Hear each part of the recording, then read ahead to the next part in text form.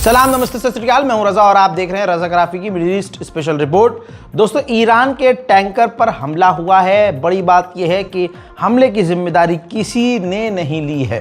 हजरात, कैमरून एक देश है छोटा सा, उसका झंडा लगा हुआ था ईरान के इस टैंकर पर, और ये टैंकर ईरान इस स्टाइल में जो तेल है वो इधर उधर भेजने का काम करता है। किसी की नज़र इस पर थी। लाल सागर में हूथीज़ ने नहीं किया ये बात, पहले सुन लो।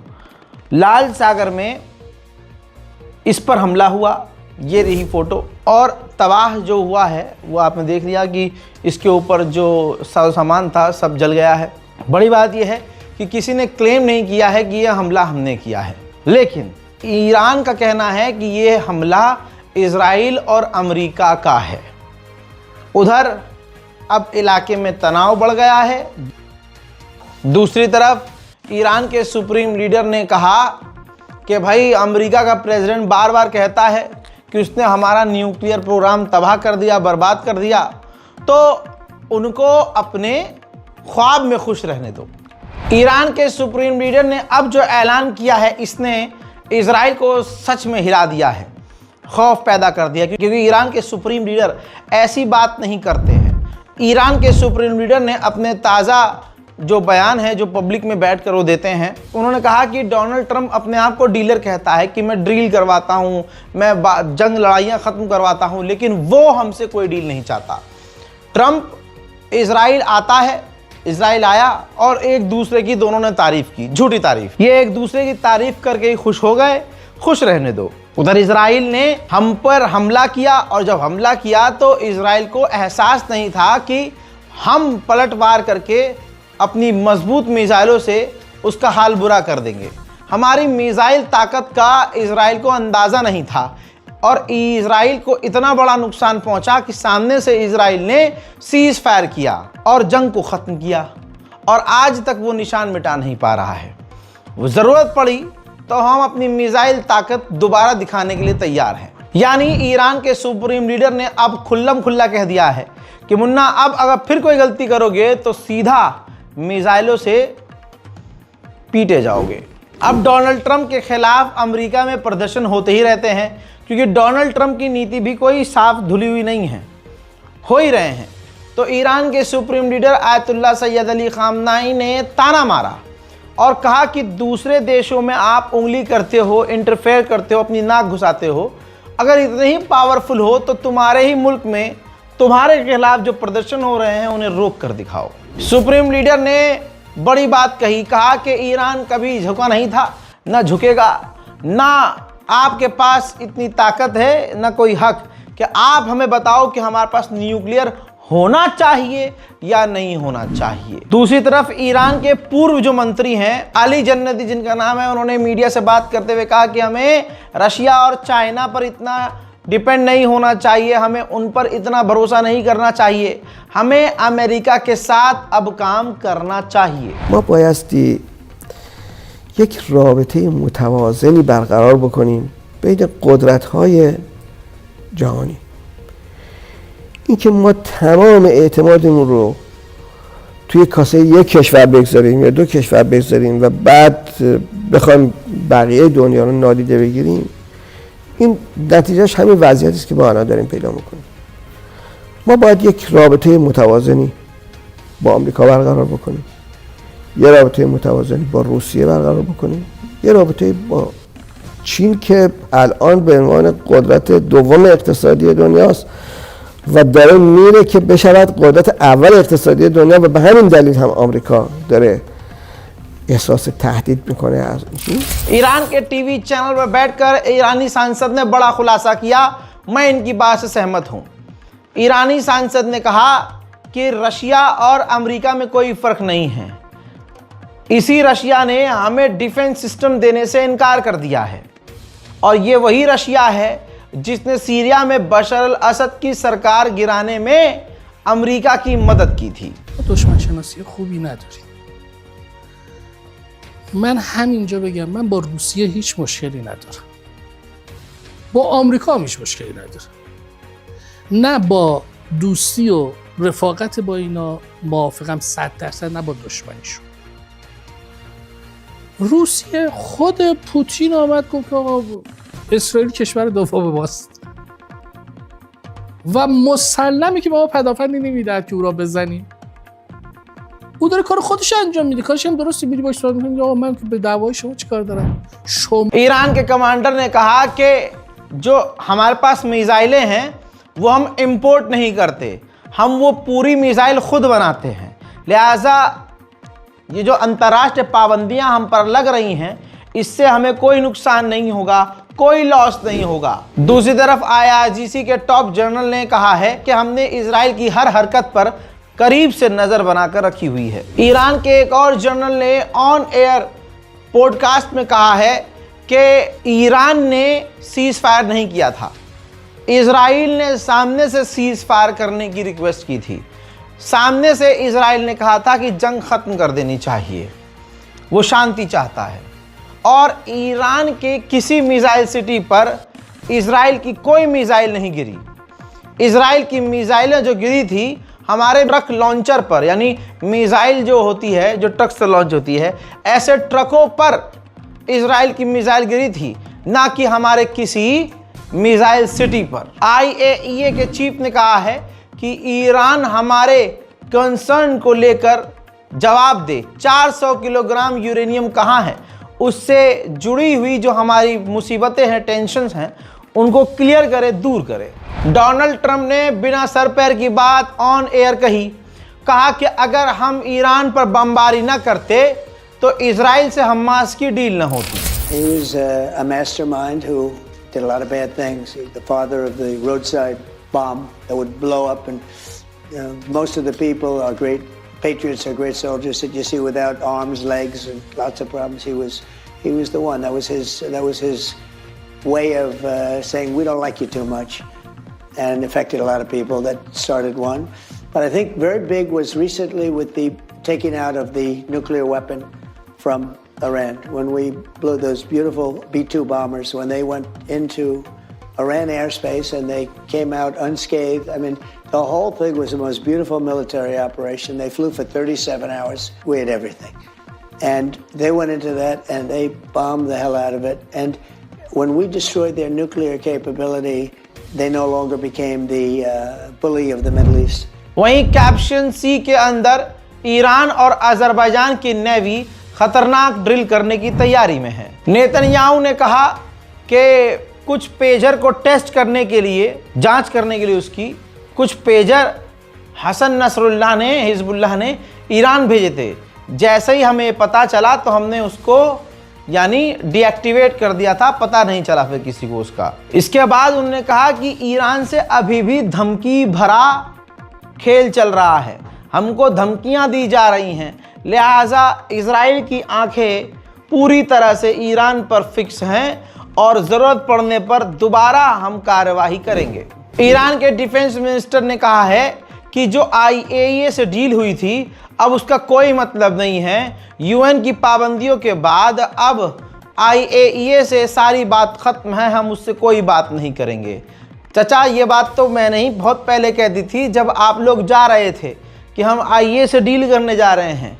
ये बात तो रज़ा गराफ़ी ने पहले बोल दी थी कि बात ना कीजिएगा, ये कुत्ते के दुम हैं, लेकिन आपने सुनी नहीं। लेकिन अब वही बात कर रहे हैं आप जो बात पहले कही गई थी। आगे भी याद रखें आप लोग कि IAEA कभी आपके हक में या आपके बचाव में काम नहीं करेगा, वो हमेशा से अमेरिका और इजराइल के इशारे पर ही काम करेगा। उधर रशिया ने सफाई देने के लिए, अपना सगा बताने के लिए, अच्छा अपने आप को बताने के लिए ऐलान किया है कि हम ईरान से अपने मजबूत और करेंगे रिश्ते। ईरान को डिफेंस सिस्टम तुम दे नहीं रहे, ईरान को बड़े हथियार तुम दे नहीं रहे, सालों से ये सुनते आ रहे हैं, हम टाइज मजबूत करेंगे। ईरान की हैकिंग कैपेबिलिटीज़ आप देखिए, जो इजराइल के ऑफिशियल हैं, जो कमांडर हैं, सेना वाले हैं या इंटेलिजेंस से जुड़े हुए हैं, वो ऑटोमेटिकली ईरान के व्हाट्सएप ग्रुप में ज्वाइन हो जा रहे हैं।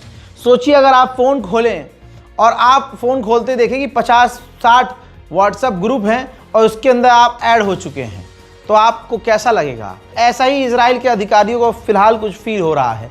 ईरान के व्हाट्सएप ग्रुप में अचानक वो ऐड हो जा रहे हैं जिसके ज़रिए उनकी जासूसी भी कर ली जा रही है। अब इजराइल की इंटेलिजेंस ने तमाम ऑफिशियल्स को वार्निंग जारी की है कि संभल कर रहिए, सतर्क रहिए, ईरान की हैकिंग कैपेबिलिटीज खतरनाक है। दूसरी तरफ ईरान ने एक और जासूस को, जो ईरानी था लेकिन इजराइल के लिए जासूसी कर रहा था, बिना देरी किए गिरफ्तार करके कोर्ट में पेश करके सीधा उसको फांसी पर लटका दिया। हजरात, कहीं ना कहीं ईरान का दोगलापन भी नजर आता है और ईरानियों का दोगलापन नजर आता है।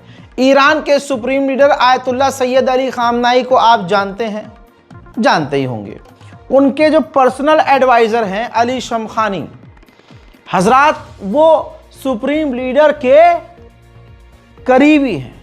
यह आदमी दुनिया से भले ही जीता हो, ये पूर्व ईरान का डिफेंस मिनिस्टर रह चुका है अली शमखानी, और अब सुप्रीम लीडर का एडवाइजर है। तो अली शमखानी दुनिया से जीते डिफेंस मिनिस्टर रहते हुए ईरान के, और इजराइल को हिला कर रखा।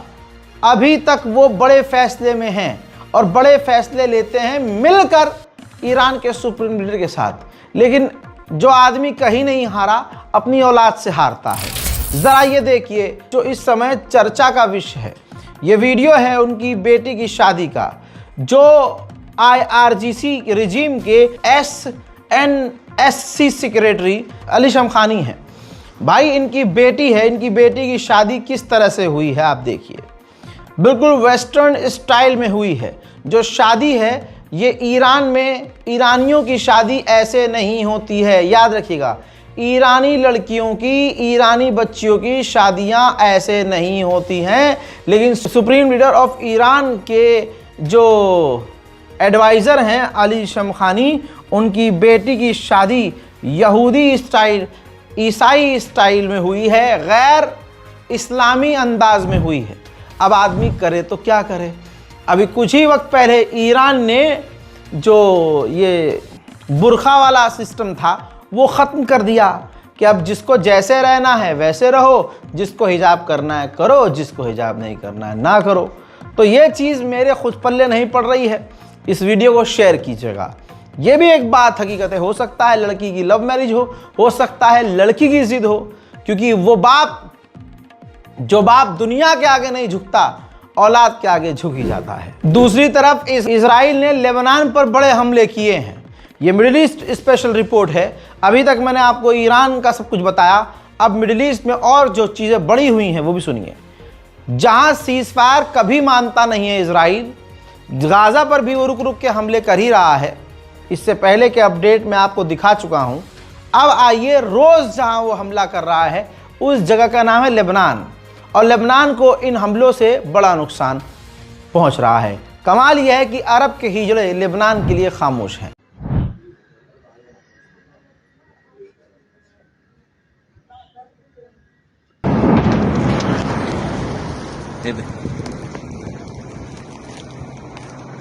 انتبه الله أكبر يا الله انتبه من الشظايا بس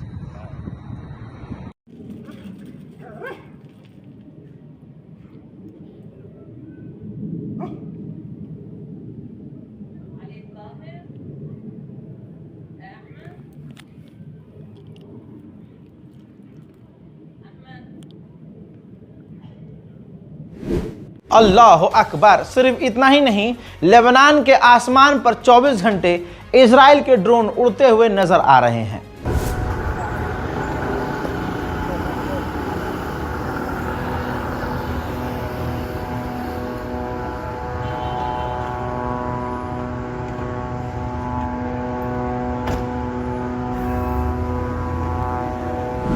अब सुनिए, अब बजाय इजराइल का हमला रुकवाने के, जो अमरीकी एनवॉय है जो लेबनान में है, उसने कहा है कि अगर हिजबुल्लाह को डिसमेंटल नहीं किया, अगर हिजबुल्लाह से हथियार नहीं घसीटे, नहीं छीने लेबनान की फौज सरकार ने, तो इजराइल हेजिटेट नहीं करेगा, वो लेबनान के ऊपर बड़े हमले करेगा। अब कहीं तो शांति हो। सीरिया में अगर इजराइल ने पैर रखा है तो सीरिया में भी नरसंहार जारी है, तबाही जारी है। ज़रा ये देखिए, सीरिया के अंदर जो सीरिया के लड़ाकों का हथियार था, जिस पर सीरिया की सरकार का हक था, इजराइल की फौज ने उस हथियार खाने को उड़ा दिया। अगर इजराइल इतना कानून वाला है तो वो दूसरे देश का हथियार है, उस पर हक आतंकियों का चलो नहीं है, लेकिन उस देश की सेना को तो था। लेकिन नहीं, इजराइल के हाथ जो कुछ लग रहा है सीरिया के अंदर वो खुद डिस्ट्रॉय कर रहा है या चुरा कर अपने साथ लेके जा रहा है। आइए अब यमन ले चलूं। ऐसा नहीं है कि इजराइल के हमले में हुथीस को नुकसान नहीं हुआ, ऐतिहासिक नुकसान हुआ है। नमाज जनाजा जो उनका आखिरी जो रसूमात है, खुले आसमान के नीचे आधिकारिक तौर पर यमन की सेना भी इसमें शामिल थी, हुथीस के लीडर भी शामिल थे। जो हुथीस कल तक इजराइल की ईंट से ईंट बजा रहे थे, इजराइल ने उनको धोखे से कत्ल कर दिया। अब उनके आखिरी रसूमात का ये मंजर है। कमाल ये है कि बड़ी हिम्मत है यार, जब इजराइल हमला कर सकता है कहीं भी, ऐसे में हुथीस भारी मात्रा में इकट्ठा हुए। यमन की आवाम पूरी तरह से इकट्ठा हुई, हाथों में उन लोगों के फ़ोटो थे, उन यमन के लीडर्स के फ़ोटो थे जो हुथीस में रहकर इजराइल की बैंड बजा रहे थे। उन तमाम शहीदों की तस्वीरें उनके यमन के लोगों के हाथ में थी। उनके ताबूत, उनके जनाजे ऐसे सजे हुए थे जैसे कोई दूल्हा हो। दोस्तों, वहाँ गम नहीं मनाया गया, वहाँ शहीद का दर्जा देते हुए उनको शहीद घोषित किया गया और बड़ी खुशी से उनको कब्र में दफनाया गया। रिपोर्ट में यह बताया गया है गाजा के अंदर 4000 अरब की फौज तैनात होगी। उन 4000 अरब की फौज को लीड इजिप्ट करेगा। हजरात, वीडियो ज़्यादा लंबा ना हो, इस वजह से इस अपडेट को यहाँ रोकते हैं। इंतज़ार कीजिए मेरे अगले अपडेट का। गाज़ा फ़िलिस्तीन की मदद के लिए इस बारकोड का इस्तेमाल, इस अकाउंट डिटेल का इस्तेमाल कीजिए। इस रिपोर्ट को शेयर कीजिए, अपनी राय कमेंट सेक्शन में ज़रूर लिखिए। मैं हूँ रज़ा और आप देख रहे थे रज़ाग्राफी अनस्क्रिप्टेड। जय हिंद।